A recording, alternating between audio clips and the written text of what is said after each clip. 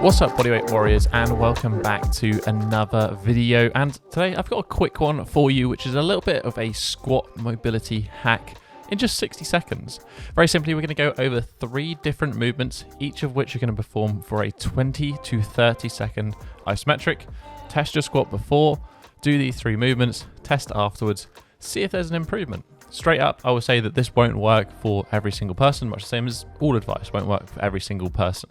This is a neurological technique, so we're looking to elicit a specific change, and if that fits you, then you might see some benefit. If not, don't worry. Flexibility is a long-term thing, and it takes time to make those improvements and see the progress from it. But this might help you feel a little bit more comfortable in this position. So let's jump straight into it, and then I'll explain a little bit more afterwards. So first up, as I said, test your squat. See how it feels. Notice any tight points. Notice how deep you can. Film it. Probably makes the most sense. If you have a squat like mine, then you probably don't need to be doing these drills. But either way, you can play with it if you want to. First up, you're going to find a wall. We're going to do an anterior tibialis lift. So here we're going to squat down about a 45-degree angle between the shin and the thigh. And then you're just going to try and lift the toes up as high as possible. Think about focusing on that contraction of the front of the shin. It's important here that we get at least 2 to 3 centimeters of lift off with the feet. So if you can't lift that much at this knee bend, straighten the legs a bit more and work from there. If that is the case, ankles are probably your limiting factor. As I said, we're going to hold 20 to 30 seconds, or you can break this one down into 2 to 3 reps of 10 seconds. All of the time, you're going to be trying at maximum effort to lift those feet as high as possible. Over that 20 to 30 seconds, we should see those feet slowly lift up higher, focusing on that contraction. Then we move on to the next one. You're gonna lie down on the ground. You're gonna place both fists between your knees and bring them up to a 90-degree angle. From here, squeeze the knees together, lift the feet up and pull them out as far to the side as you can into internal rotation. You're going to notice maybe a slightly crampy contraction here on like TFL hip flexor adductor as well. 20 to 30 seconds, 2 to 3 reps of 10 seconds, maximum effort contraction, trying to pull those feet out as wide as you can. Then we move on to the final position. Stay laying down on the floor. You're then going to pull your knees into what feels like a comfortable squat-ish position, so go as wide or as narrow as you personally prefer. You're then going to shift out maybe like 10% of that range.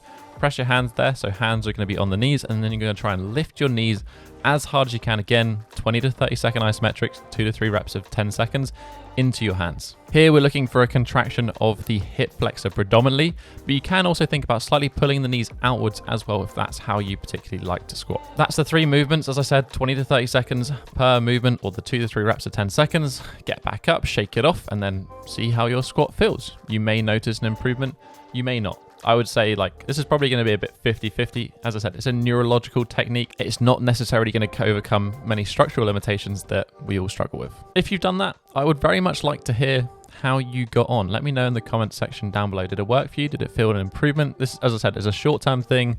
You could use it as a warm-up. If you found that a particular one of these movements elicited a good amount of progress when it comes to your feeling in that position, then maybe do a few sets of that particular exercise paired with something that's going to help improve your squat mobility.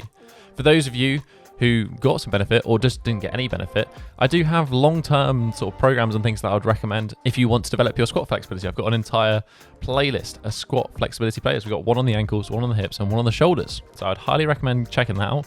That's something that you can implement in weekly on a longer term basis. This is just like a fun little hack that you can try out. The reason this works is because we're using, as I said, a neurological technique. Specifically here, what we're looking at is something called reciprocal inhibition. As we perform a movement, we have to have 2 muscles, the agonist and the antagonist, working together.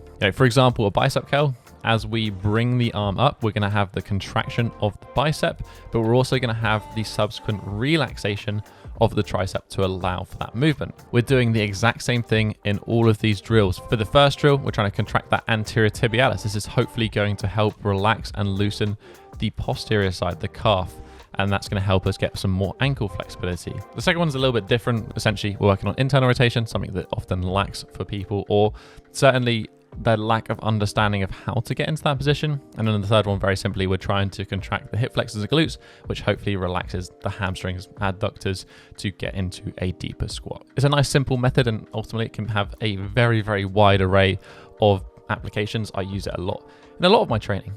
Just to summarize, this isn't going to replace flexibility training. You're not going to solve something in 60 seconds. Flexibility takes months, if not potentially years, of hard work. But as I said, something fun to try. If you do want a program to help you to be consistent, as I said, I've got those ones linked in the description down below, but I will also provide a link to my app. There's a whole host of programs in there, from handstands to strength, bodyweight skills, to flexibility like hamstrings and splits. If you want to check that out, link to it down below. But as always, if you enjoyed this video, you can hit that thumbs up button and support the channel. Right next to it is that subscribe button if you want to join the Bodyweight Warrior tribe. Don't miss out on any more future videos such as this one, follow-alongs, all of that good stuff. But other than that, I'll catch you next one. Have a strong week and peace.